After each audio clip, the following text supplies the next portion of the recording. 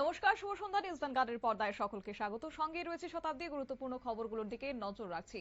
সামনেই রয়েছে village committee নির্বাচন, তার আগে সাংগঠনিক প্রস্তুতি সেরে নিচ্ছে সিপিআইএম রাজ্য কমিটি এবং রাজ্যের বর্তমান পরিস্থিতি, একই সঙ্গে আগামী দিনের বিভিন্ন সাংগঠনিক কর্মসূচি নিয়ে বিস্তারিত আলোচনা হয়েছে আজকে সিপিআইএম এর নেতৃত্বদের মধ্যে।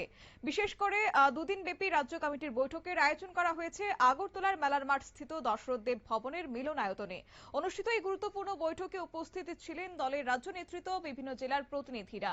ভিলেজ কমিটি নির্বাচনকে সামনে রেখে সাংগঠনিক প্রস্তুতি নিয়ে বিস্তারিত আলোচনা হয়। এছাড়াও আগামী 10 আগস্টে রাজ্যব্যাপী কর্মসূচি এবং 21 আগস্ট কিউবার বিপ্লবী নেতা ফিদেল কাস্ত্রো তাকে স্মরণে রেখে আয়োজিত কর্মসূচি নিয়েও আলোচনা হয়েছে।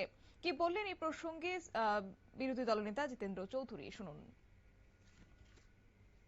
একদিক থেকে রুটিন মিটিং,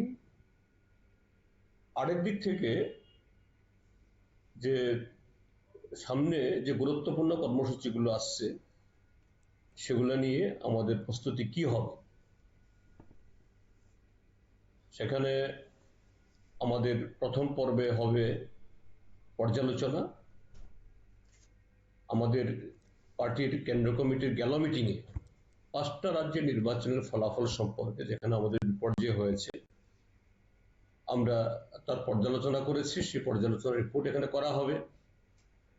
তার প্রেক্ষিতে সারা দেশের সাথে ত্রিপুরাজ্যের মধ্যেও রাজনৈতিক সাংগঠনিক দিক থেকে আমরা কি কি পদক্ষেপ গ্রহণ করব। যে আরএসএস বিজেপির এই যে দেশের গণতন্ত্র, সংবিধান সবকিছুকে যে আজকে তারা কক্ষিগত করতে চাইছে, এটাকে মোকাবেলা করার জন্য কি ধরনের পদক্ষেপ নেব, এগুলো নিয়ে আলোচনা করে আমরা সিদ্ধান্ত ঘোষণা করব। 2 হলো সামনে দুটো খুব বড় কর্মসূচি। একটা হলো আগামী 10 তারিখ আমাদের দেশের কৃষক, খ্যাত মজুর এবং শ্রমিক সংগঠন মিলে দেশের মানুষের জীবন জীবিকা স্বাধিকার রক্ষার জন্য। আপনারা শুনলেন পলিট ব্যুরোর সদস্য অর্থাৎ সিপিএম নেতা জিতেন্দ্র চৌধুরীর বক্তব্য এবং দলের পক্ষ থেকে জানানো হয়েছে যে আগামী দিনে সাংগঠনিক বিভিন্ন কর্মসূচি, একই সঙ্গে আন্দোলন সংগ্রামকে আরো শক্তিশালী করতে জনস্বার্থের বিভিন্ন ইস্যুকে সামনে রেখে সাংগঠনিক প্রক্রিয়া জোরদার করার উপর বিশেষ গুরুত্ব আরোপ করেছে এদিন বৈঠকে।